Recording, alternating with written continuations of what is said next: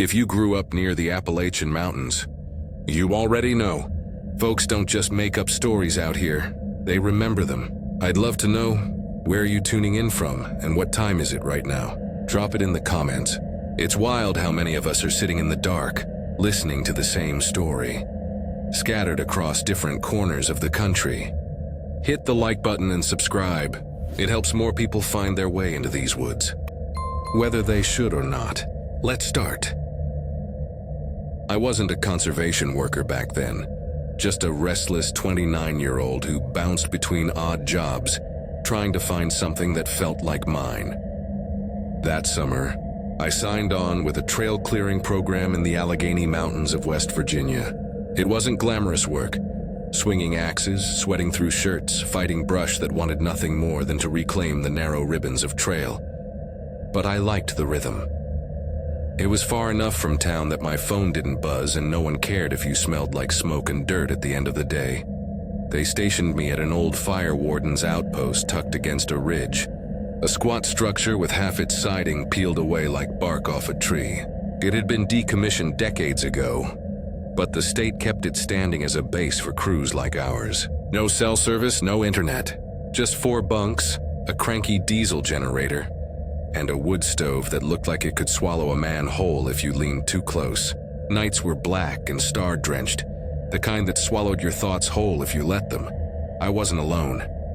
There was Frank, a man in his 40s who wore his flannel sleeves rolled tight like he was still on a construction site. Cal, who couldn't stop telling stories about girls he'd supposedly dated in Nashville. And Lena, quiet, sharp-eyed, probably the only one of us who actually knew what she was doing. She carried herself like she belonged to the woods in a way I never could. The first 2 weeks dragged us down to raw nerves. It was July, air so thick it felt like you were drinking heat. The flies swarmed in lazy clouds that refused to scatter, even when you cursed at them. By the 15th day, the thermometer nailed above the shed door had stopped climbing and just blinked out, like it had given up trying. We were all on edge, brittle from exhaustion. That afternoon, Lena suggested a break. She said she knew a hollow trail that led down to a cold spring, the kind of place locals kept to themselves. Frank muttered that it sounded like a good way to twist an ankle, but she just gave him that calm look of hers, and I found myself volunteering before I even thought about it. Anything was better than sweating in silence while Cal snored on a cot. We set out in the program's rattling ATV, bumping along a narrow track the map didn't even mark. After 20 minutes, Lena stopped and pointed toward a crease in the ridgeline. "Half a mile down there's water," she said. "But don't wander. These woods play tricks." The path descended steep and jagged. Old oaks arched above us, their roots breaking through the soil like veins. The further we went, the quieter it got. Not just less noise, but an absence, like the air had thickened and was swallowing sound before it could reach us. I tried to break the silence with a joke about black bears, but even my voice seemed dulled, like I was speaking into cloth. Then Lena stopped. She wasn't tired. She was staring. Off to the right, beyond a ridge of shale, there was something that didn't belong. At first, I thought it was a tent, maybe left by hunters. But it didn't move in the breeze, and its corners were sharp as cut steel. We pushed through brush until it came into full view, a shipping container, bright green, unscarred, standing alone in a small clearing. No road, no tire marks, no crane to explain how it had been dropped there. The paint looked fresh. It didn't make sense. Frank swore under his breath. No way this got here without anyone noticing. I circled it, half expecting to see spray paint or bullet holes, but it was immaculate, like it had been scrubbed. On each corner, black domes glinted. Cameras, tiny lenses that shifted with a faint click as we moved. Behind the container, tucked beneath brush, a generator throbbed with steady life. Its hum crawled into my bones. "We should go," I said. Every instinct told me this wasn't ours to find. But Lena shook her head. "This land doesn't belong to anyone but the state. Whatever this is, it's not legal." She didn't argue further. She walked back to the ATV, pulled out a set of cutters, and before I could object, she snapped the lock from the door. The moment it opened, cold air poured out. Not the cool of a cave, manufactured cold, deliberate, mechanical. The inside was bright with fluorescent strips, rows of server racks humming like a swarm. Blinking lights reflected off metal cases, everything orderly, dust-free. I stayed near the threshold, but Lena stepped inside. Her boots echoed on the metal floor as she tapped a keyboard. Monitors flared alive, displaying endless strings of code, data logs, graphs updating in real time. She scanned them, her face unreadable. I turned away, trying to shake the vibration in my teeth, the prickling at the base of my skull. That's when I noticed the bin stacked against the far wall. Curiosity got the better of me. I flipped one open. Photos, dozens of them. Some were clear portraits, the kind you'd see in a school yearbook. Others were grainy, pulled from video stills. Every picture had scribbled notes, names, ages, dates, sometimes only coordinates. I felt my stomach hollow. These weren't landscapes. They were people, children. I slammed the lid shut and hissed at Lena. "We're leaving, now!" She didn't argue. Maybe my voice told her everything. We piled back onto the ATV and tore up the trail, branches whipping against our arms. Back at the outpost, we radioed it in, kept it vague, said we'd found unauthorized equipment, possibly dangerous. They told us to hold tight. 3 hours later, a pair of black SUVs crawled up the dirt road. 4 men stepped out in suits too crisp for the mountains. No insignia, no introductions. They didn't ask many questions, only told us to lead them back. But when we arrived, the container was burning.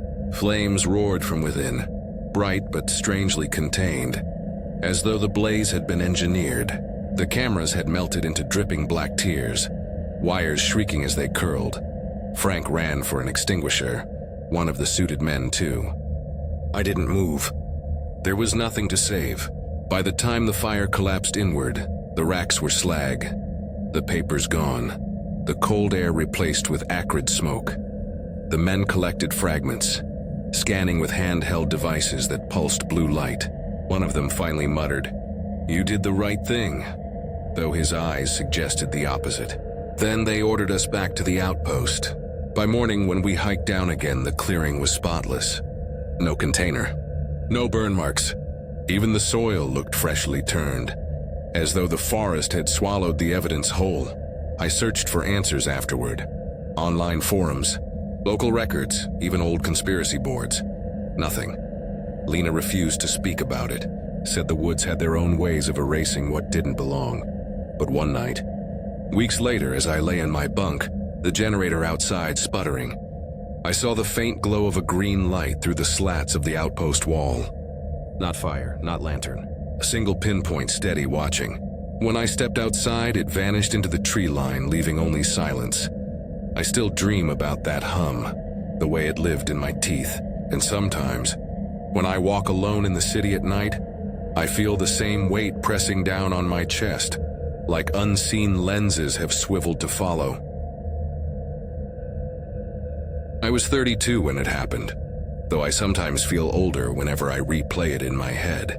At the time, I was working part-time at a public library in Charleston and juggling the strange new rhythms of being a mother.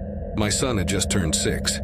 He was starting first grade, the kind of milestone that makes you realize how quickly children slip from your hands and into their own lives.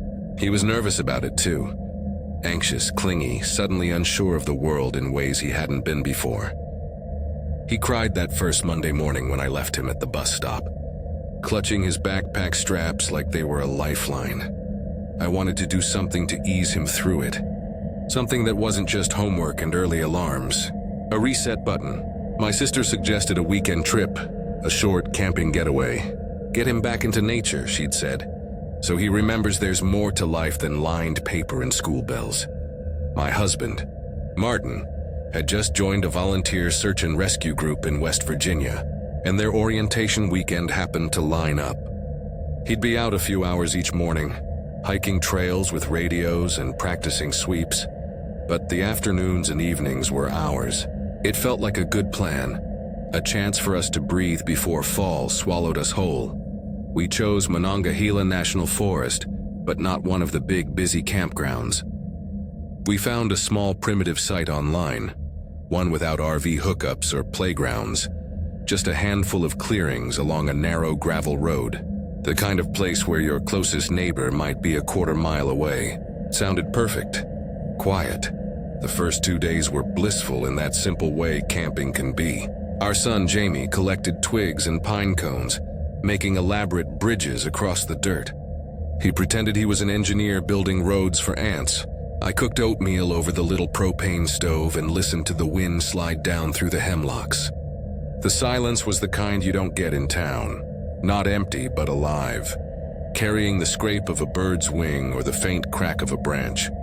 On the third morning, Martin drove off early with his group, leaving Jamie and me at the site. We had a slow breakfast.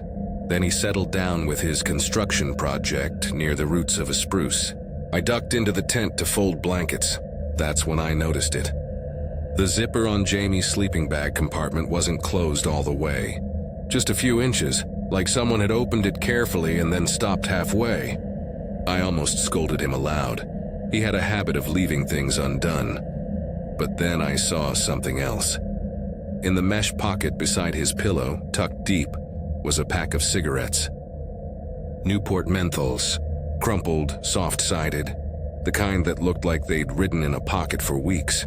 I hadn't smoked since college, Martin never had, and Jamie, he barely knew what a cigarette was. The air seemed to thin around me. I picked the pack up with 2 fingers, holding it like it might bite. The nylon floor of the tent felt colder under my knees. "Jamie," I called, forcing my voice steady. "Did you play in here this morning?" He looked up from outside, sticks in hand. "No," he said. "Did you move anything around? Any trash?" He shook his head. His eyes were so guileless, still heavy with the roundness of childhood. I zipped the tent shut, grabbed his shoes, and told him we were going for a drive. He didn't resist. Children accept sudden changes if you make them sound like part of the game. We found Martin at the ranger station, sipping burnt coffee with a few of the volunteers. The moment he saw my face, he handed the cup off and came to the car. I showed him the pack. His jaw clenched, no words. 10 minutes later, we were back at camp. He parked further away than usual, like distance might help him think. He retrieved the flashlight from the glove box even though the sun was sharp overhead. I stayed in the car with Jamie, gripping the steering wheel as though that alone could protect us. Martin disappeared into the tent. Time warped. Every rustle in the trees made me flinch. My son asked why we weren't playing, and I told him Daddy was checking something important. When Martin re-emerged, his face was tight. "There's a boot print," he said quietly, leaning close to the window. Right next to Jamie's bag. Bigger than mine, fresh. My brain stumbled over the words. He didn't elaborate. He just started circling the perimeter with the flashlight, scanning shadows. We called a ranger. He arrived within the hour, his tires crunching over gravel, radio crackling. He was calm but not dismissive, the kind of man who'd seen too much to dramatize anything. He took notes in a small spiral pad, bagged the cigarette pack in a Ziploc, and knelt by the tent flap. When he spotted the print, he exhaled through his teeth. "That's not your husband's?" "No," I said. "Then someone's been here. He promised to patrol, to check if anyone was camping without permits. But there weren't many people up there that week. We all knew it. His notebook looked far too small for what we told him." We left that day, driving straight to my sister's house.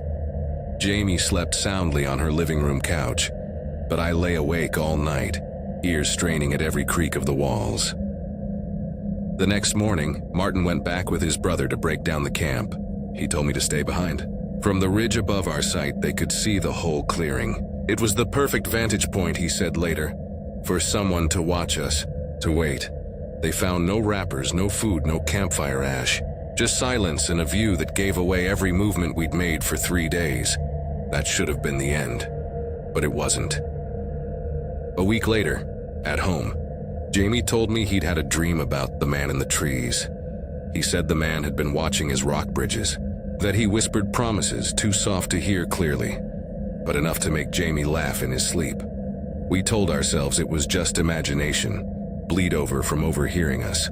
But one night, long after we moved the tent to storage, I woke to a sound outside our bedroom window. Not footsteps, not branches, just the metallic click of a zipper being tugged slowly, then left half open.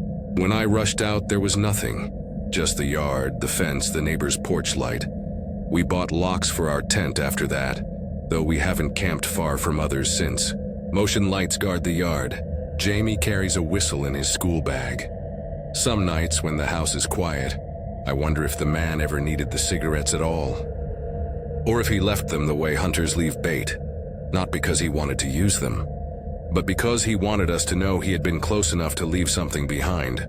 And the worst part, the part that makes my chest tighten even now, is that the boot print wasn't pressed in deep soil. It was in the thin dust layered on top of my son's sleeping bag, as though someone had been standing over him, inside the tent, long enough for the weight to leave an impression. I was 35 when my cousin Matt called me about cleaning out our grandfather's hunting lodge, deep in the Monongahela National Forest. It had been sitting untouched for almost 3 years, ever since Granddad passed. Most of the family had written the place off, saying it wasn't worth the trouble to drive all the way out there for a collapsing shack and a few moldy boxes. But Matt had found someone willing to buy the property for cash, some developer who wanted to flip it into a rustic Airbnb for weekend hikers. Before the sale, we had to clear out anything of value. For me, it wasn't just about the sale. I hadn't been back since I was 12. The one time I visited as a kid, the memory stuck with me for all the wrong reasons. Not because anything happened, but because of the silence. The woods around that cabin didn't feel like ordinary silence. It felt like something coiled and waiting. Even then, I remember tugging at my mother's sleeve and whispering that I didn't like the place. She told me I was just tired. So when Matt called, part of me wanted to see if that old unease had been in my head. I thought maybe going back as an adult would break whatever spell my childhood imagination had cast. We met on a Friday morning in Elkins, loaded up supplies, and drove out together. The last stretch of road turned to gravel, then to nothing more than ruts and potholes carved by decades of rain. The trees pressed in close on either side, hemlock and spruce forming a tunnel that dimmed the daylight. It felt less like driving to a house and more like sinking into the belly of something. The cabin stood where it always had, but it looked broken. Roof sagging under moss, windows darkened with grime, porch steps chewed by rot. The chimney leaned like a drunk. Ivy had swallowed one entire wall. It was less a building than a relic the forest hadn't decided whether to keep or crush. We pushed open the door with a shoulder and stepped inside. The air smelled like damp wood, mildew, and the sour tang of rodent nests. Dust coated everything. A table sat collapsed in the corner. One leg snapped clean off. The kitchen was a chaos of rusted tin cans, old jars filled with things I couldn't identify. Stacks of newspapers melted together by moisture. Matt headed for the back bedrooms while I started boxing up kitchen junk. It didn't take long before I realized how quiet the place was again. The kind of quiet that doesn't let your mind wander. It presses down and fills every gap until all you hear is your own blood in your ears. Then Matt's voice cut through it. Not panicked, but sharp. "Hey, you need to see this." He was in the smallest bedroom, the one we'd never been allowed in as kids. The door had always been locked. Now, the lock hung broken, as though someone had forced it years ago. The carpet was rolled back, exposing floorboards. Only one section wasn't boards. It was plywood, newer, cut to fit like a hatch. Matt had already pried it up. Beneath was a narrow staircase leading straight down into darkness. "There's no basement," I muttered. "Looks like there is," he said. And without hesitation, he started down. I followed. But every step creaked under my weight and the air grew stranger the deeper I went. Not damp like a cellar, but thick, metallic, as if the oxygen itself was off. At the bottom, we entered a concrete room that should not have been there. Too big, too finished. The walls were poured cement. No drywall, no insulation. Against one side stood metal shelving packed with VHS tapes, each labeled by date in neat handwriting. Dozens, maybe hundreds. On another wall hung Polaroids arranged in precise rows. I stepped closer. My throat tightened. Every photograph showed the same view. 3 crooked trees on a slope, always from the same angle. But in nearly every picture, something stood between them. Figures, sometimes people in heavy coats, sometimes blurred shapes that didn't look quite human. In one, a crouched outline with arms too long. In another, a shadowy bulk half hidden with just the glint of something like eyes.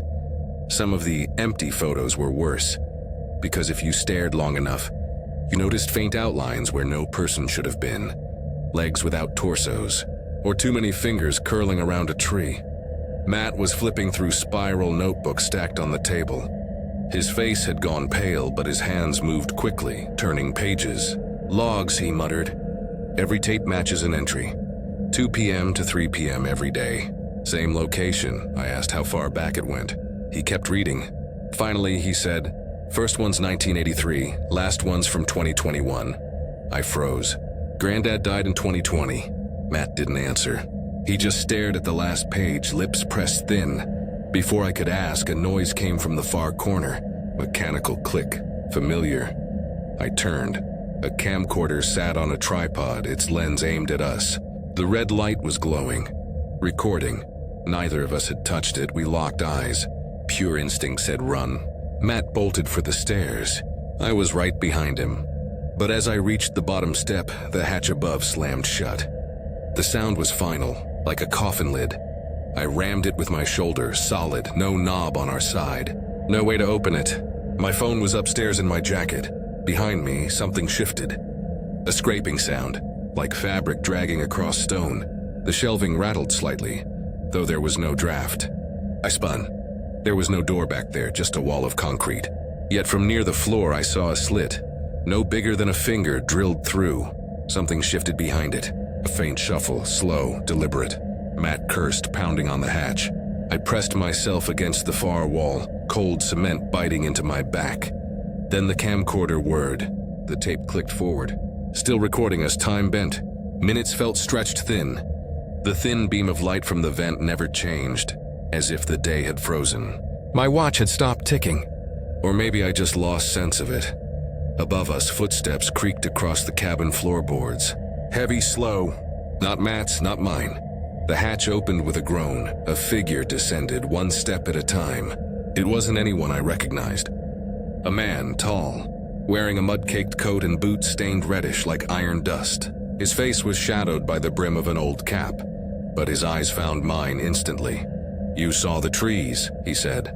His voice was flat, but it echoed wrong, like it came from deeper in the walls. I couldn't speak. My mouth was dry as ash. He pointed at the Polaroids. "They watch when you don't." Then he turned his head toward the camcorder. For a second, I thought he would smash it, end this. Instead, he reached out and pressed a button. The red light blinked, then went dark. The silence after was absolute. I don't remember climbing the stairs. I don't remember the drive back to Elkins. What I remember is running until my lungs burned, stumbling onto the fire road, waving down a ranger truck. I told him I'd gotten separated from a hiking group. He gave me a look like he'd heard that excuse before. He didn't ask questions. Matt never came out. The cabin sold 2 months later. I checked the listing. The photos showed polished wood floors, a new porch, even string lights hanging from the eaves. No mention of a basement. I still dream about those 3 crooked trees. In the dream, I'm standing in front of them with a camera in my hand. I raise it. Click. And when the photo develops, there's always someone new standing between the trunks. Sometimes it's Matt. Sometimes it's me. And sometimes when I wake, I swear I hear the faint whir of a camcorder in the corner of my dark bedroom. I took a seasonal job with a backcountry conservation crew in the Allegheny Highlands of West Virginia. I just dropped out of community college and needed something that felt like purpose. The job promised food, housing, and a modest stipend, which sounded like a miracle compared to living off instant noodles in my mother's apartment. Everyone else on the crew seemed built for hard labor. Broad-shouldered farm kids who could swing an axe from dawn until dusk. I was the smallest of the bunch, not even 5'6", barely 100 pounds on a good week. Most of them didn't say it to my face, but I heard the comments. "Don't let the wind blow him away. Kid looks like he's hauling sticks, not tools." It wasn't cruel exactly, but it dug in. Out there, smallness mattered. Because of my size, I got assigned to the least glamorous job, debris collection. Instead of felling trees or clearing fire breaks, I spent my days carting rusted metal, rotted plywood, and old supplies down narrow trails to a collection zone where rangers would later haul it out with trucks. It was quiet, lonely work, but part of me liked it. Nobody breathed down my neck. Nobody measured how fast I moved except me. The path I used most cut down between two ridge lines, shaded by pines that grew so close together they looked stitched at the crown. About halfway along that path sat an abandoned fire warden station, built back in the 1930s and left to rot after the Forest Service deemed it unsafe. You wouldn't notice it unless you knew where to look. The front porch hidden behind a curtain of branches, windows clouded with grime, roof sagging like a broken spine. At first, I barely glanced at it. The Highlands are full of structures like that, skeletons of old industry and government projects. But after a few weeks of passing it alone, something about that building began gnawing at me. It wasn't a single detail, more a pressure that gathered in my chest every time I neared it. My steps always quickened on that stretch of trail, though I couldn't have told you why. One humid afternoon, I made the mistake of looking too long. Through the filthy bay window, I saw someone inside. A man or something close to one standing still in the dimness. He was taller than the ceiling allowed. His neck bent forward like the room itself was too small to contain him. His body seemed stretched thin, all angles and knots. His hair was matted gray, falling in ropes across his shoulders. What froze me wasn't the sight of him, but the certainty in his face. He wasn't startled. He wasn't curious. He stared out like he had been expecting me, like my walk down that trail was already known to him. When I broke eye contact, he shifted back into the shadows, his gaze holding mine until the glass swallowed his outline whole. I didn't tell anyone. How could I? There's a man squatting in a condemned station, and he gave me a look I didn't like. Wasn't exactly a report. It sounded weak, paranoid, so I changed my routine instead. I pushed the cart faster. I kept my eyes locked forward whenever I passed that bend. But the image of him stayed behind my ribs, like a thorn that refused to work its way out. A week passed with nothing. I began to wonder if exhaustion had tricked me, if the blur of glass and shadow had stitched itself into the shape of a man, because my brain was hungry for patterns. Then came that Tuesday. The air felt wrong from the start. No wind, no insects, just heat pressing down like a hand. The wheels of my cart groaned against the soil. I rounded the bend, and there he was again. Not inside this time. Outside. He stood behind the chain-link fence of the old utility yard, his shoulders bent, head tilted too far to one side. Beside him, I noticed two cages I swore hadn't been there before, heavy rusted, large enough to hold dogs. And inside them, two enormous mastiffs, their bodies tense, eyes fixed on me like they'd already measured the distance. The man stepped forward with that odd, deliberate posture and unlatched the cages, one then the other. The dogs erupted out, slamming into the fence so hard it rattled. They didn't bark like guard dogs. Their throats made a low, eager sound, like they'd been promised something. The chain link held, but I didn't stick around to see for how long. I dropped my gaze and pushed the cart until my calves burned, until the fence and the station disappeared behind the pines. At the drop site, I dumped my load and leaned against the cart, heart battering my ribs. The woods were too quiet again. That stillness, the kind where you swear the air itself is waiting. Then a branch cracked on the slope above me. I turned, and he was there. Not behind the fence anymore, 10, maybe 15 feet away, stepping down the incline with that crooked gait. His left arm swung stiffly as though it didn't belong to him. His right hand stayed buried in the pocket of his stained hoodie. He didn't lunge. He didn't speak. He just moved forward with an awful slowness, each step deliberate, like a performance he'd rehearsed. My hand found the box cutter in my pocket, slick with sweat. I couldn't breathe enough to shout. Then behind me a voice rang out. "Hey, that your cart?" I nearly collapsed with relief. It was Connor, one of the older volunteers, 6'3", awkward, always trailing behind with squeaking boots. He strode down the trail carrying a garbage bag, his tone light, casual. Like we were back at camp talking about chores. "Yeah," I croaked. He walked right up beside me, brushed my shoulder lightly and lowered his voice. "Come with me," he said, calm and steady. Then he grabbed the cart handle and started uphill. I followed, legs trembling. I didn't dare look back until we were around the bend. That's when I saw him, no longer creeping but running, sprinting back toward the utility yard, his movements jerky, frantic. Something metallic glinted at his waistband. His eyes tracked Connor, burning with something rawer than rage. We stopped on a flat stretch of trail. Connor looked at me and said quietly, "Didn't like the way he was moving toward you. Figured if I acted normal, maybe he'd think twice." He didn't act like a hero. He didn't puff his chest. He just made sure I wasn't alone. "Don't go near that place again," he said. "If you get assigned that trail, grab me." And then he walked back to camp like nothing had happened. I stood there gripping the cart and the box cutter like they were the only things keeping me anchored to the world. The heat pressed down. The forest pressed in. For the first time in months, I wanted nothing more than to leave those woods behind. After that, I refused any assignment that took me near the station. The others laughed, said I was finally acting my size, but none of them had seen him. None of them had watched the way he fit into that building like the structure itself had grown around him. Sometimes, though, when I tried to sleep, I thought about the dogs. The way their cages had appeared without warning, as if they hadn't been brought but revealed. And worse, the way the man looked at Connor, not with panic or fear, but with recognition, as if he had been waiting for him all along. And in that thought, I found the part that kept me awake long after the forest was gone. Maybe I had never been the one he was watching. I decided to head into Cranberry Wilderness alone for the holiday weekend. My brother was supposed to come, but he backed out last minute.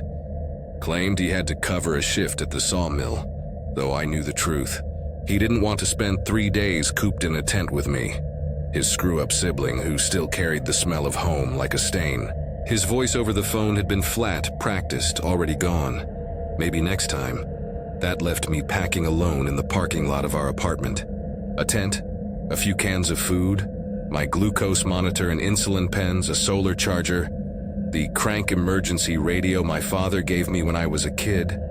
Too sentimental to leave behind, though I'd never used it.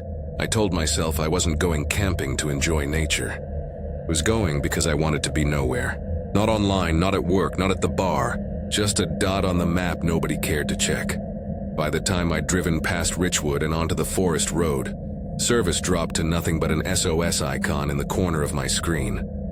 If I tilted the phone toward the windshield, a sliver of signal crawled back. Just enough to load a notification. Some stranger had added me on Snap. His name was a single first name I didn't recognize. The profile picture was grainy, taken in the glow of a dashboard light. He looked mid-20s, maybe older. Hair cropped close, eyes that didn't flinch at the camera. I added him back. "Loneliness makes you do stupid things," he messaged almost instantly, asking if I liked it quiet. Said he lived near the northern ridges of the forest, not far from where I was headed. He bragged he knew trails nobody else bothered with, places where, in his words, "you can vanish if you want to." That should have set alarms ringing. Instead, it felt like someone understood what I was chasing. We talked until my battery died. Then again the next night. He said his name was Caleb, claimed he was 24, born nearby, knew the terrain like the back of his hand. When I told him where I pitched my tent, he typed back, "Sketchy spot. People vanish out that way. Nobody around to see it happen." I told myself he was trying to help. I believed it enough to pack my gear the next morning and drive to the place he suggested. A pull-off near a sun-faded forest sign at Harper's Notch. He told me to park, hike a few hundred yards and look for a flat stone slab hidden among pines. He was already waiting there when I arrived, sitting perfectly still on the slab, like he'd been carved into it. When he saw me, he smiled faintly. "Thought you'd bail." He didn't look like his picture, not exactly. Taller, leaner, face sharper under the daylight. His clothes were plain, hoodie, jeans, boots, but he carried himself with the confidence of someone who had never doubted he belonged. We hiked together, though not on a marked trail. He led me through dense undergrowth that snagged my sleeves and slowed me every few steps. Whenever I asked where we were heading, he kept the answer short. "Cabin," he said. "Friend's place, off the old fire road." When we arrived, I realized cabin had been generous. It was a shack barely upright, its windows boarded and streaked with mildew. The roof sagged under moss and rusted padlocks hung loose on the door like ornaments. Inside, it was worse. A rotted mattress slumped in the corner. A single lantern swung from a nail, its weak glow throwing long shadows. Caleb didn't act like it was strange. He dropped his pack with ease, as though this was his living room. I tried to tell myself it was fine, that this was just what off-grid people did. That night I hardly slept, though nothing happened. The forest pressed against the walls, the silence broken only by the occasional scurry of something in the rafters. The second night broke the illusion. When I pulled my phone to check the time, Caleb snatched it from my hand. I laughed, thinking he was joking. He wasn't. He slid it into his pack. "People come here to disconnect," he said. "Screens ruin it. I'll keep it safe." Something tightened in my gut, but I said nothing. The next morning, we passed 2 hikers on the ridge trail. I lifted my hand in greeting. Caleb didn't. He fixed them with a stare so hard it bent the air.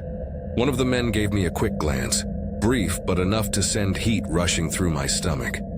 A silent question, "Are you all right?" Didn't answer. We stayed another night, then another. Each time I mentioned heading back to the road, Caleb brushed it aside.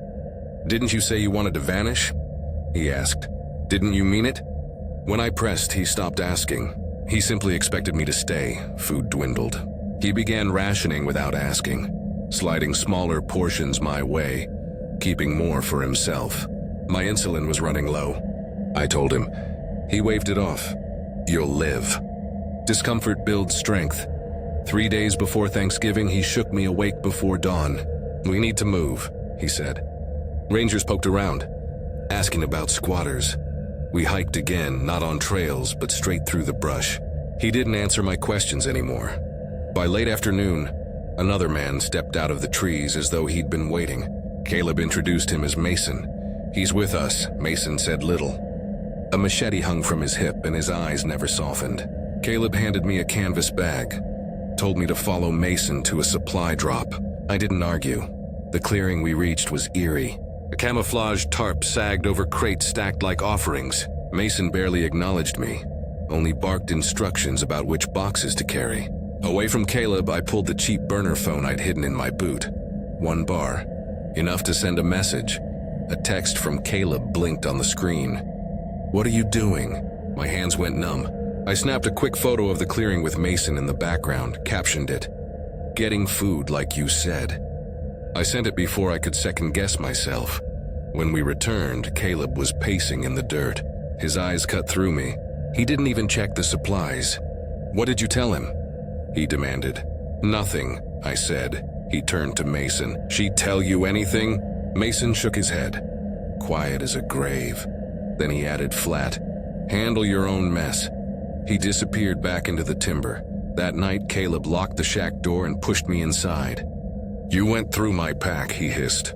His face was wrong in the lantern light, stretched tight, eyes hollow. I swore I hadn't. He didn't believe me. He paced, muttering until finally he stormed outside. I didn't wait. I grabbed my insulin, the burner, and bolted. Branches tore my arms. Roots caught my boots. I ran until my lungs burned. I didn't care if I got lost. At some point I found an old fire road, broken signage half buried in moss. I crawled under a rocky ledge, body shaking, and cried until there was nothing left. Around midnight, a light bobbed through the trees. Flashlight, I froze. It wasn't Caleb. It was another man, his face half familiar, like I'd glimpsed him at the shack once. He said he'd seen my light. He said he came to help. I followed. What choice did I have? He didn't take me to the road. He led me to another camp. Tarp stretched between trees. People hunched around a fire. Nobody smiled. A woman took my insulin and tucked it into her coat.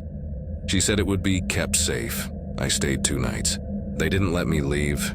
On the 3rd, someone muttered, "Her people were called." I didn't believe it, but at dusk, headlights split the trees. Black SUV rolled into the clearing. My mother stepped out. She looked wrecked but steady. She didn't argue with anyone. She walked up to me and said, "We're going." One of the camp men shoved a duffel into her arms and growled, "She doesn't come back." We left. I thought that was the end. But weeks later, while sleeping at a friend's apartment in Richwood, I woke to the faint sound of a crank radio turning in the dark corner of the room. I hadn't touched mine since the trip. When I flipped on the light, it was still packed in my bag. The dial had moved on its own, and for just a moment, before the static swallowed it, I heard a voice through the crackle. Not Caleb's, not Mason's, a woman's voice, low and certain. "You're marked now. They'll always find you." I was 19 that summer, a college freshman home in the foothills of southern Appalachia, trying to prove to myself that I wasn't the same withdrawn kid who used to sit in the back of classrooms. My stepbrother Evan and his friend Lucas had been bragging about their weekend hikes up in the High Hollow Reserve outside Windmere Gap, supposedly rougher trails than the tourist routes, with caves, old fire towers, and views of the Smokies you couldn't find on Instagram. I'd heard their stories all spring, always playing the quiet outsider. When Evan finally tossed me an invitation in late June, "If you can keep up," I said yes before he could change his mind. The morning we left was sticky and loud with cicadas. Evan's dad dropped us off at the main lot.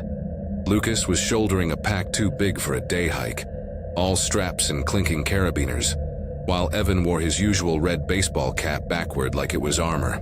They looked like a duo from an adventure vlog. I felt like the tag-along cousin. My own pack was lighter, mostly water and an energy bar. I wasn't here for survivalism. I was here because I was tired of being the ghost at family gatherings. The first mile was easy. Old fire road turned hiking trail, wide enough for 3 people to walk abreast.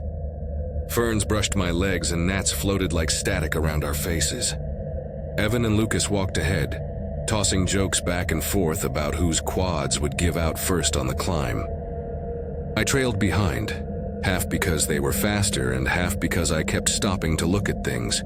A rock shaped like a fox's skull, a moth with translucent wings, tiny details no one else saw. My mom always said I drifted like smoke. Out here, there was nothing to anchor me. Evan said there was a ridge lookout 2 miles up with a view of 3 counties. "We'll be back before dark," he added, not like a reassurance but like a challenge. I nodded, pretending I was just as eager for the view. In truth, I wanted proof I could keep up, that I wouldn't vanish into the background again. About an hour in, the trail bent around a slope where the trees pressed closer. The map sign we'd passed at the trailhead had shown a simple loop, but here the path forked without warning. One side, the left, was broad and stamped flat with boot prints and energy gel wrappers. The other, a narrow cut through rhododendron and laurel, looked less like a trail and more like a seam splitting the woods. Someone had hammered a wooden post into the ground where the paths diverged. It leaned like it was exhausted. At its top, a round piece of wood had been burned with an image. Not an owl like a park sign, but something stranger. A long-necked bird with jagged wings, eyes rendered as black pits. The burn marks were deep, as if whoever carved it wanted it to last longer than the post itself. "Keep left," Evan called over his shoulder. He and Lucas didn't even pause. But I stepped toward the post, drawn to it like it was a doorframe. The air on that right-hand path felt muffled, like cotton pressed to my ears. The usual forest soundtrack, flies, wind, far-off woodpeckers, just folded in on itself. I told myself I was only curious about the carving. Just a few steps, then I'd catch up. When I turned back, the boys were gone. Not just out of sight. Gone like someone had picked them off the trail with tweezers. The fork itself looked different too. The post was still there, but the left path seemed narrower now. Or maybe tilted downhill in a way it hadn't a moment ago. My chest went cold. I called Evan's name, waited, called again. The sound went nowhere, like the trees absorbed it. I laughed once, weak, expecting him to jump out and scare me. Nothing. I forced myself onto what I thought was the main path, but each step felt unfamiliar. Roots jutted at angles I didn't remember. The smell of damp earth sharpened until it was metallic. I tried to think logically.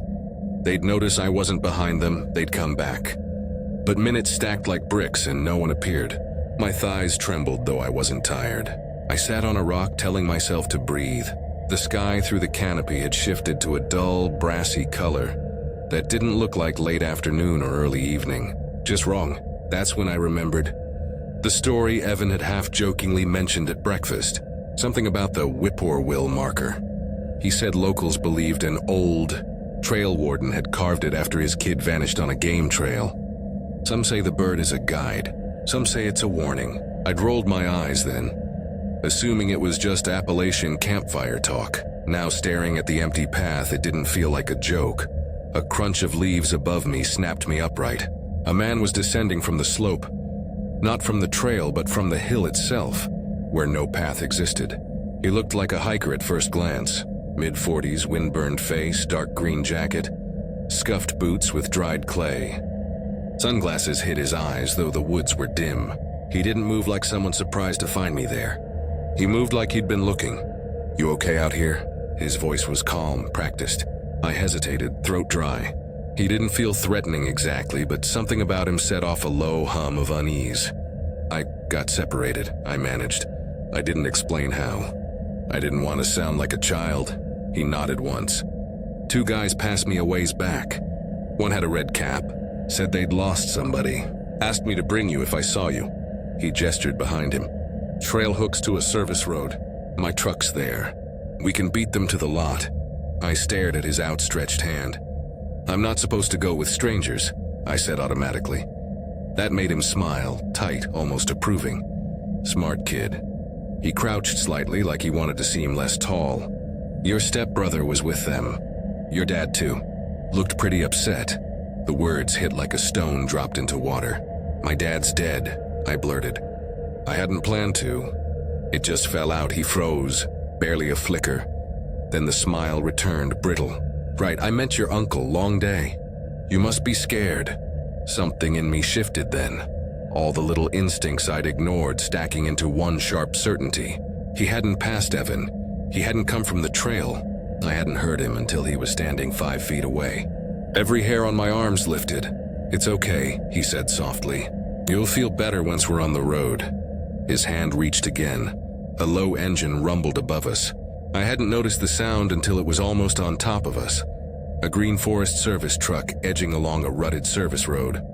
The driver cut the engine and stepped out. Young, buzz-cut tan uniform with a ranger patch, clipboard under one arm, walkie on his belt. "You two all right?" he called.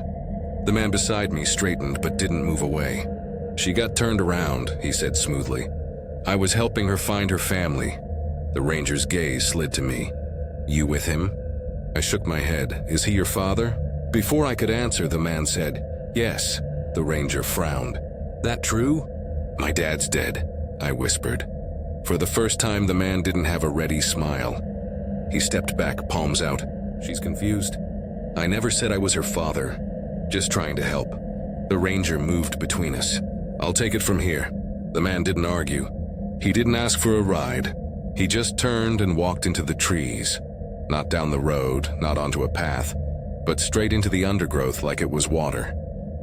Branches didn't snag his jacket. The forest swallowed him. The ranger waited until the green had closed around the man, then unclipped his radio. His voice stayed level, routine, like he was reporting a lost dog instead of a person. He handed me a bottle of water, asked if I was injured. My hands shook so badly the cap rattled. We drove up the service road, 5 minutes at most. Evan and Lucas were coming down the main trail, shouting my name.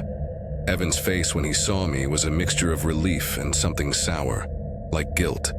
He didn't yell, just gripped my shoulder hard enough to hurt. Tried to tell him about the man, but the words tangled. Rangers searched that evening. No one found footprints leading off the road. No tire marks except their own. The service road dead-ended at a locked gate. Whoever he was, he left nothing. That night, back in my room, I couldn't sleep. Every time I closed my eyes, I saw the burned bird on the post. Out of curiosity, or maybe compulsion, I searched the whippoorwill marker online. Most hits were nothing. Ghost stories, amateur blogs. But on a local forum from 2008, I found a single thread titled "Lost on High Hollow." The post said, "If you see the bird, don't follow the quiet path." It's not a trail. It's a call. It shows itself to the ones who lag behind. Below that, a reply.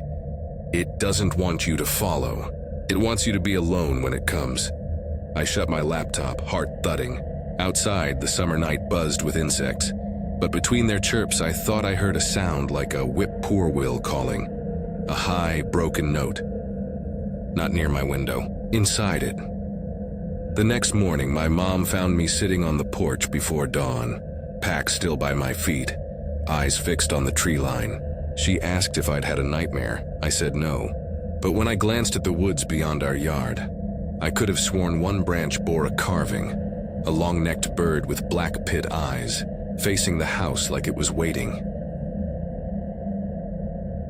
I was 27 when my half-brother Caleb landed a seasonal maintenance gig up near Carver Bend, a little-known section of the Cumberland Highlands Reserve in eastern Tennessee.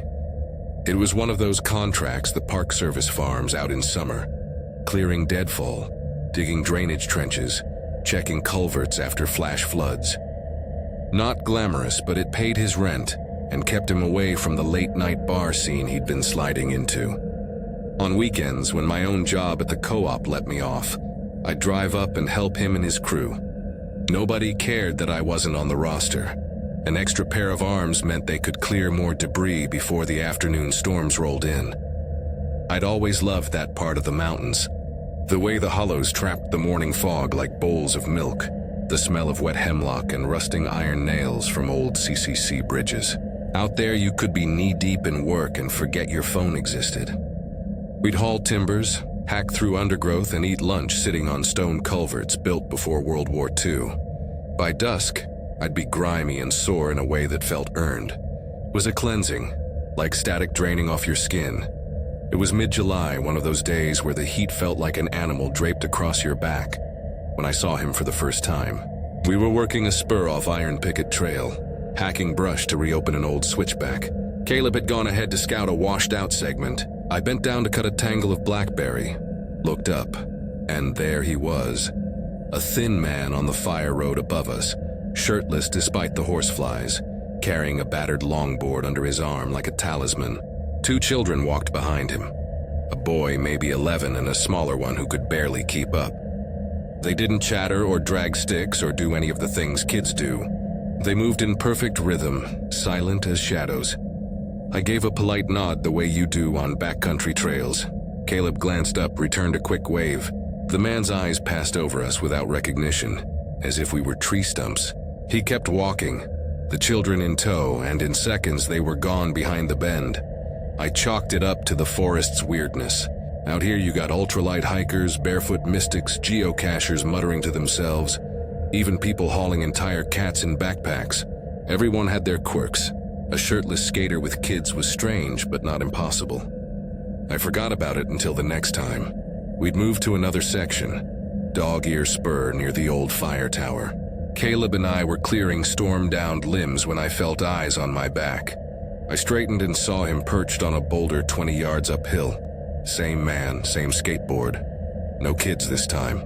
He sat perfectly still, hands resting on his knees, face as unreadable as an unplugged screen. No hey or which way to the lot. He just sat there watching. Caleb noticed too. "Look who's back," he muttered, wiping sweat off his forehead. "Switchback man." He said it like a joke, but his voice carried an edge. I laughed for his benefit, but something in my gut pinched. I'd grown up with plenty of oddball hikers. This felt different, like he hadn't just stumbled on us, but had been waiting. The sightings multiplied. The mornings, his beat-up station wagon was already parked near our staging area when we arrived. Hood cold, windows fogged like he'd slept inside. Another time I passed him on the narrow footbridge over Coldwater Creek. He was headed out as I was heading in, longboard dangling from his fingers like a pendulum. He never looked winded, never sunburned, never dirty, just out of place, as though someone had copied and pasted him into different coordinates of the forest. And when he did speak, it wasn't normal trail talk. He'd ask questions that made the hair rise on my arms. "Is the cistern at Stony Gap still sealed? You folks keeping the ridge cut closed since the last slide?" Things only a ranger or contractor would know, not a drifter with a skateboard. I started scanning trailheads for him before we set out like a reflex. By the 4th weekend, we were up near Badger Knob, a saddle above an abandoned campground. We'd been digging drainage ditches all morning, our shovels clanging against hidden rocks, sweat running into our eyes. The crew was short-tempered and silent. We were packing up when I turned to grab my gloves from a log. He was there again, leaning against a pitch pine not 20 paces away, one hand on the bark, head tilted like he was studying us from a classroom window. He lifted his hand and gave a slow, almost lazy wave. No smile, no words, like he was checking if I'd mirror him. I didn't. That night in the motel Caleb and I shared, I told him I was done. Didn't offer details. He didn't press. Suit yourself, he said. We'll manage. I didn't go back the following weekend or the one after. My chest loosened like a knot coming undone. For months I tried to file the whole thing under strange but harmless.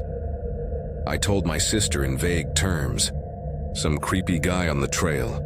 She asked if he'd followed me to the car. I said no. Did he hit on me? No again. But the truth was he had, just not the way she meant. It felt like I'd been marked, not courted. What I never told her was the day he actually stepped into our camp. It was a little clearing we used near a seasonal stream. Nothing official. A tarp slung between trees, coolers and Pulaskis laid out. A milk crate for a bench. Everyone else had hiked down to fill water jugs. I'd stayed back to sort gear. I looked up and he was standing at the edge of the clearing like he'd always belonged there. He didn't speak. He walked up slowly and held something out between two fingers. It was an old trading card, water-stained and creased.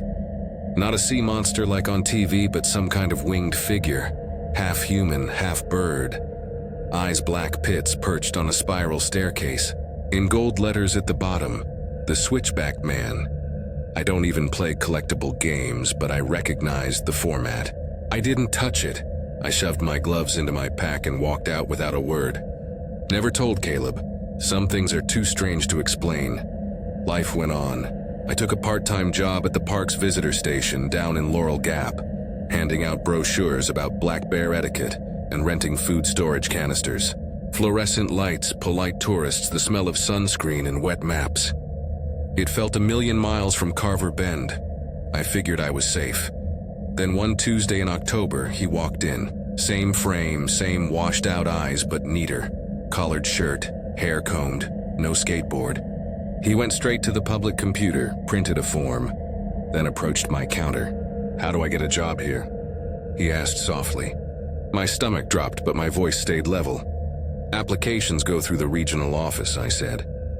My manager stepped over, cheerfully explaining the process. He nodded once, smiled thinly, and left. That should have been the end. 2 years passed. I stopped scanning doorways, stopped dreaming about black-eyed birds. Then 4 days ago, my mom texted me. Someone had called the house asking for me. No name, no message. An hour later, my sister rang. She didn't say hello. She said, "He's calling me now." Her voice shook. "He says he met you in the forest. Says he's been trying to reach you." My stomach went ice cold. It snowballed from there. My mom got another call, this time to my brother's phone while she was borrowing it. My brother accused me of handing out his number. I swore I hadn't. Somehow this man had it. I ran a reverse lookup. The number traced to a rural road near an old, decommissioned ranger station on the edge of the reserve, a place where mailboxes sagged, and mobile homes listed at odd angles. My sister insisted on driving out there with me. She made jokes to ease the tension, pointing at every bearded guy we passed. Maybe that's him. I didn't laugh. We never got out of the car. The house at the address was a weather-beaten double-wide, with a row of bird skulls strung like wind chimes on the porch. No one answered our knock. When we got home, the calls kept coming. My brother slammed his phone into my hand. "Call him. End it?" So I did. He picked up on the first ring. "Chesin speaking," he said. The same calm voice from the visitor center. The same timbre that had called questions down a trail. I told him to stop calling. "This is your final warning," I said. "One more and I go to the police." He tried to explain. "We're connected," he said gently. "I watched you walk the hidden lines. I thought you'd want to see me again." I asked for his full name. He gave it without hesitation. That night I found his Facebook. Same face, same aura. His posts were feverish rants about bloodlines, staircases in the woods, the return of the Switchback Man. He claimed he was descended from leaders who walked between paths. Photos of wooded switchbacks, of children in line behind him like ducklings. Each caption ended with the same phrase: "He waits where the trail doubles back." I filed a report with the sheriff's non-emergency line. No direct threats yet, but I wanted a paper trail. They told me to block his number and call back if it escalated. I blocked it. That night he called twice more from unknown IDs. My brother, furious, thrust the phone at me. "Tell him off. You're done," I snapped into the receiver. "You've been reported. One more call and it's a restraining order." I hung up before he could reply. My mom asked if we should notify the Park Service. I hesitated. If he'd pulled our numbers from some forgotten contractor list, he might have our addresses too. I didn't sleep. At 3 a.m., I got up and opened the back door for air. Our yard backs onto a strip of woods. Moonlight fell across the grass in silver bands. At the edge of the tree line, something pale caught my eye. A wooden post leaning slightly, like it had been hammered into the ground just enough to stand. On its round top was a burned image. Not the sea monster from his card, but a long-necked bird with black pits for eyes, wings jagged like switchbacks on a map. The smell of hemlock and iron flooded my mouth. A whip-poor-will called once, high and broken, then silence. I shut the door and locked it. In the morning, the post was gone. Only a spiral of bare earth remained, like someone had twisted the soil with a boot heel. I was 31 the summer I started training for my first endurance hike. Not an ultramarathon, just a long charity trek across part of the Bluegrass Highlands Reserve in eastern Kentucky. After years of sitting behind a desk, I wanted to see if I could rebuild the version of myself that used to feel strong. Every weekend I'd drive out before dawn, park at a deserted trailhead, and grind up the ridges alone with a pack full of water jugs. It wasn't about scenery. It was about proving I could finish something hard without anyone holding my hand. That August morning was already sticky at 6 a.m. The trailhead at Miller's Gap was empty when I pulled in. No hikers, no joggers. Just a mist curling over the lot like cigarette smoke. My car's headlights caught the faded sign. Kingfisher Loop, 5.8 miles. It was one of my go-to routes, a climb through oak and hemlock, a brief ridge walk with glimpses of a sandstone cliff, then a winding drop back to the parking area. Familiar enough that I could do it on autopilot, but still steep enough to test my legs. I laced my boots, tucked my phone in the hip belt, and clipped my little canister of pepper gel to the shoulder strap. Habit. My therapist had drilled me on carrying it after an incident in town last winter. Just having it in reach calms your body, she'd said. She was right. I felt calmer with it there. I was tightening the second lace when I heard tires on gravel. Slow, deliberate. A dark green SUV rolled into the lot. Not new, not junk either, just anonymous. It didn't pull into a space. It stopped near the tree line at an angle, nose pointing toward the woods. Engine idling. Windows tinted so dark I couldn't see inside. Nothing moved. I gave a quick glance, that automatic half-nod you do to strangers, and turned back to my boot. But every cell in my body registered the presence. My neck prickled. My hand drifted to the pepper gel, brushing the canister but not unclipping it. Maybe they were lost. Maybe GPS had dumped them here. Maybe a dozen maybes. I started walking. The Kingfisher Loop climbs gradually for the first mile through ferns and damp rocks. I kept a steady pace, ears open. The forest was hushed but not silent. Katydids clicking, a woodpecker hammering far off. Normal sounds. Then faint but unmistakable came the low growl of an engine above me. Not behind on the road, but upslope where no vehicles were supposed to be. I craned my neck. Through the trees, I glimpsed the same green SUV crawling along an overgrown fire road that branched off the main trail. That spur had been chained off for years. Maintenance access only, painted on a rusting sign. It dead-ended at a rockfall. You couldn't drive it anywhere, yet the SUV was there, inching behind the trunks, moving just enough to keep me in its sightline. My stomach dropped. It wasn't heading anywhere. It was positioning itself. I didn't panic yet. My mind snapped into the weird, cold clarity you get in emergencies. I unclipped the pepper gel, shifted it into my palm, and kept moving like nothing was wrong. But the rhythm of my steps was no longer about training. It was about survival. Half a mile up, the loop split. Left stayed on the main circuit, broad, sunlit, exposed. Right ducked into a forgotten connector called the Timber Trace, more deer path than trail. It dropped steeply into a gorge where no vehicle could follow. Without thinking, I turned right, descending under a canopy of laurel so dense the sky vanished. The temperature dipped 10 degrees. My footfalls muted. My pulse thundered in my ears. Then the engine cut. No sputter, no roll-off, just silence. He was out of the SUV. I kept moving, faster now, bent low. Branches whipped my arms. Sweat ran cold down my back. Above me came the sound of someone picking their way downhill. Not a deer. Too heavy. 2 careful footfalls, a pause, another 2. Deliberate. Tracking. I slid behind a rhododendron thicket and crouched, pepper gel slick in my palm. Through a lattice of leaves I saw him.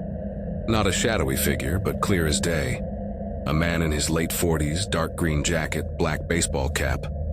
He walked with a strange patience, scanning side to side as if retracing a route he'd walked 100 times. He didn't call out. He didn't rush. He was hunting something he assumed was already his.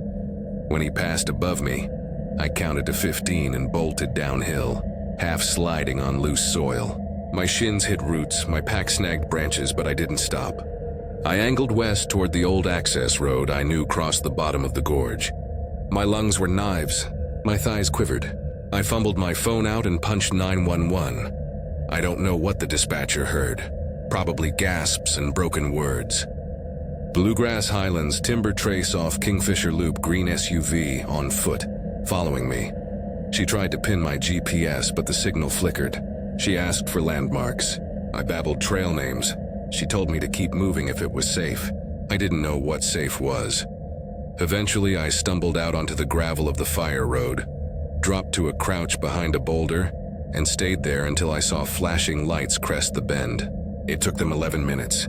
Rangers searched the area.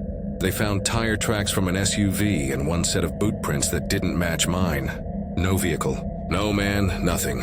They offered to drive me back up to my car. I refused. Didn't want to see that turnout. Didn't want to risk the SUV waiting on the shoulder. They shuttled me instead to a ranger station, made a report, gave me a tepid bottle of water. No threats, no plate number, no crime.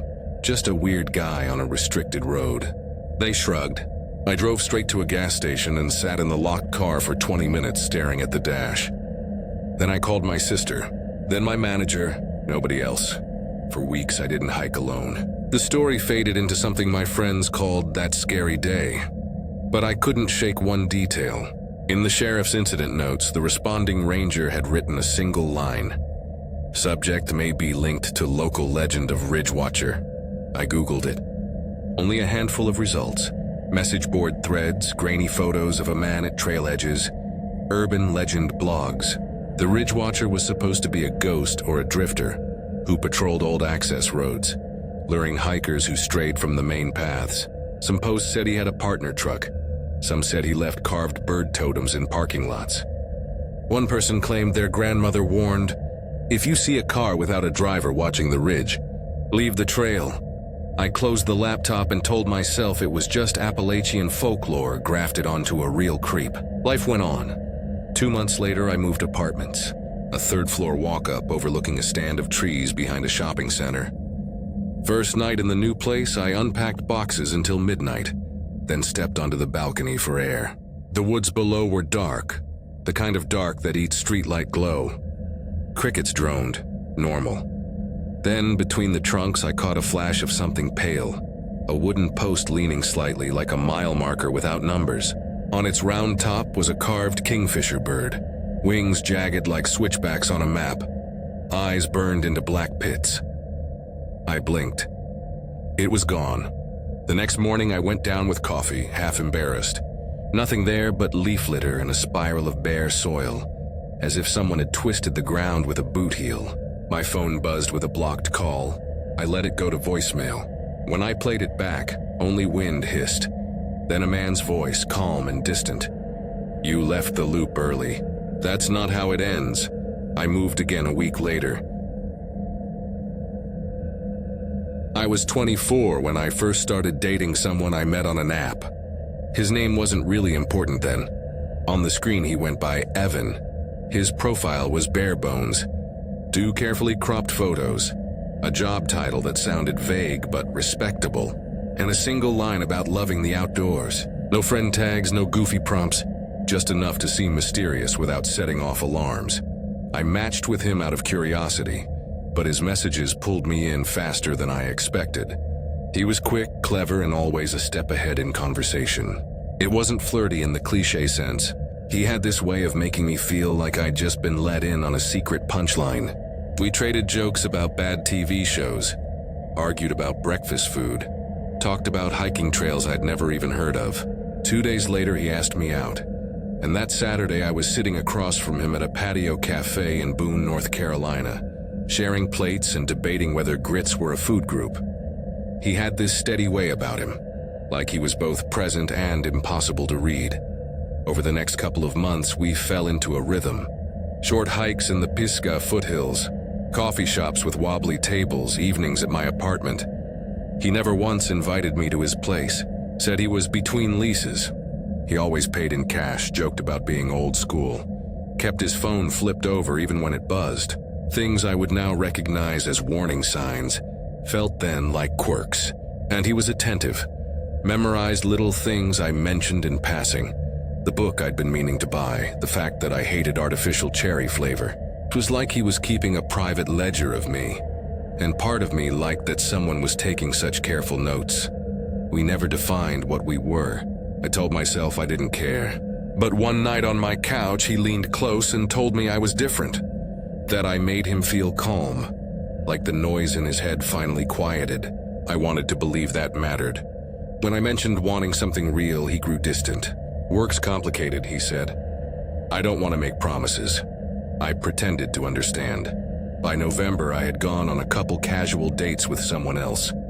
Evan found out and reacted like I'd broken an unspoken contract.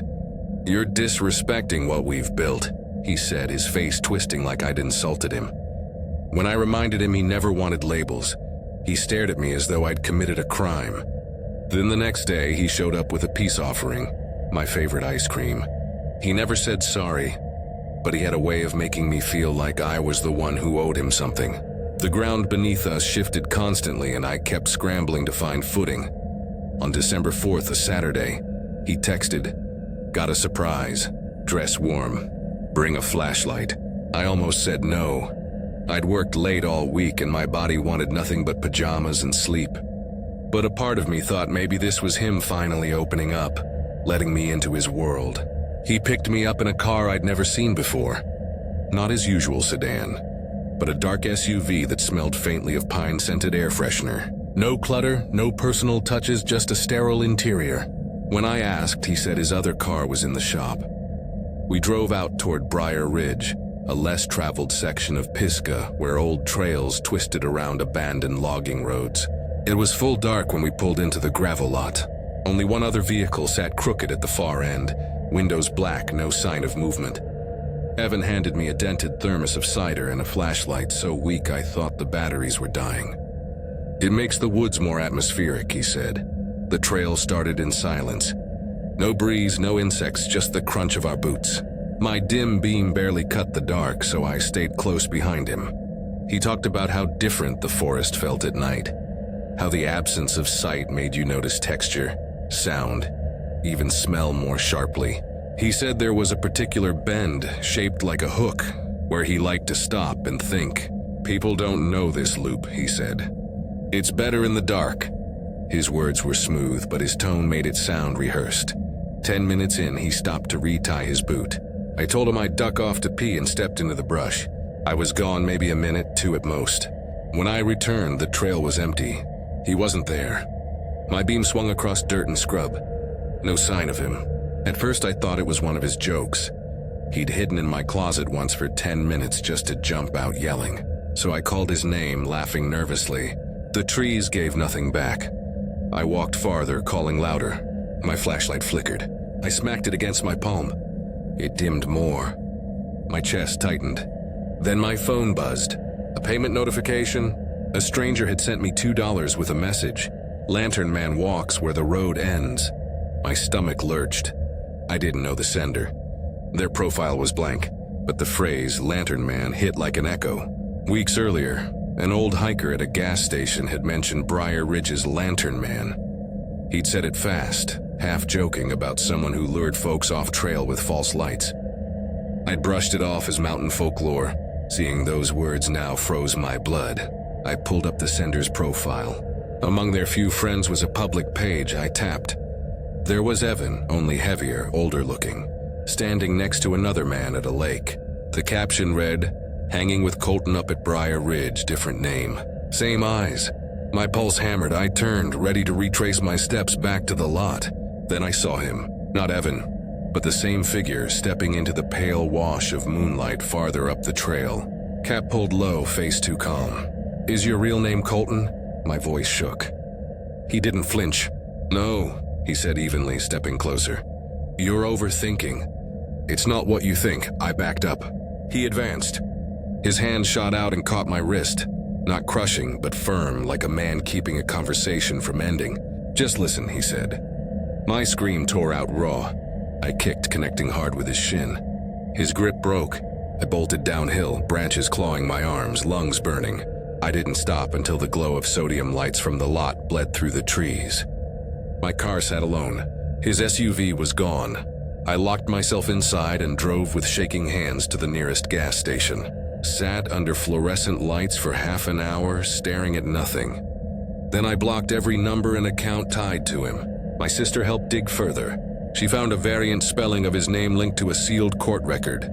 Details hidden, charges redacted, but the dates lined up with when he disappeared from social media years back. For weeks, I told myself it was just a man who lied about his name. A man who liked control and didn't know how to let go. But sometimes late at night I remember the phrase from that Venmo message. Lantern Man walks where the road ends. And I can't shake what happened 2 nights after. I was taking trash down to the complex bins just before midnight. When I came back, a small lantern sat at the foot of my door. A real lantern, metal, glass cracked, wick inside burned black. My neighbors swore they hadn't left it. The next morning it was gone.